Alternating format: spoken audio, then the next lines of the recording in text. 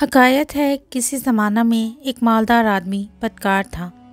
ایک نیک be be سے اس کو محبت ہو گئی۔ اس نے بڑی کوشش کی کہ کسی طرح وہ میرے بس میں آ جائے، مگر وہ نیک بی بی اس کے بس میں نہ آئی اور وہ شخص بے امید ہو گیا۔ ایک دفعہ اس نیک بی بی پر بڑی سختی کا وقت آ پڑا۔ رزق کی تنگی نے اور قرض کے بوجھ نے اس کو دبا لیا اور لوگوں نے قرض لینا چاہا۔ بی بی لاچار مجبور ہو کر اسی پریشانی کی حالت میں اس مالدار آدمی کے پاس گئی اور اپنا سب حال کہہ دیا۔ وہ بہت خوش ہوا اور کہا کہ جتنا چاہے روپیہ لے لے، مگر آج رات کو میرے یہاں آنا پڑے گا۔ کہا بہت اچھا، میں لوگوں کا قرض ادا کر کے آ جاؤں گی۔ اس شخص نے روپیہ دے دیا۔ بی بی نے جا کر سب قرض ادا کر دیا اور وعدے کے موافق رات کو اس کے یہاں گئی اور اللہ تعالیٰ کے ڈر سے روتے ہوئے راستے میں دعا کرتی جاتی تھی۔ آ پڑی ہے مجھ پہ سختی اے خدا، کس سے میں چاہوں مدد تیرے سوا، سب سے بڑھ کر رحم والا تو ہی ہے، دکھ میں بے کس کا سہارا تو ہی ہے، تو ہی ہر ایک شے پر قادر بے گماں، سب کچھ تو کر سکتا ہے اے رب جہاں۔ اس آدمی نے برے کام کے شوق میں اپنے مکان کو خوب سجایا اور دونوں مکان میں ایک جگہ بیٹھے۔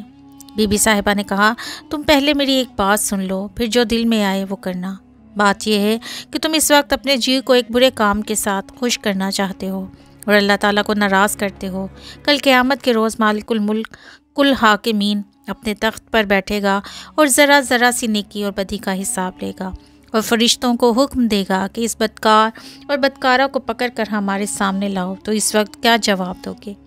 میں اس سچے خدا کی جس نے تمام مخلوق کو پیدا کیا ہے اور آدمیوں پر اپنی تابع داری فرض کر دی ہے، اور جو ایسا صاحب قدرت ہے کہ ذرا سی دیر میں امیر کو فقیر اور فقیر کو امیر کر دے، اور جو حاضر و ناظر ہے، ہمارے حال کو دیکھ رہا ہے۔ میں قرض والوں کے دباؤ سے تمہارے پاس آئی تھی، ورنہ دل میں اس برے کام پر خوش نہیں ہوں اور نہ یہ برا کام میں نے کبھی کیا ہے۔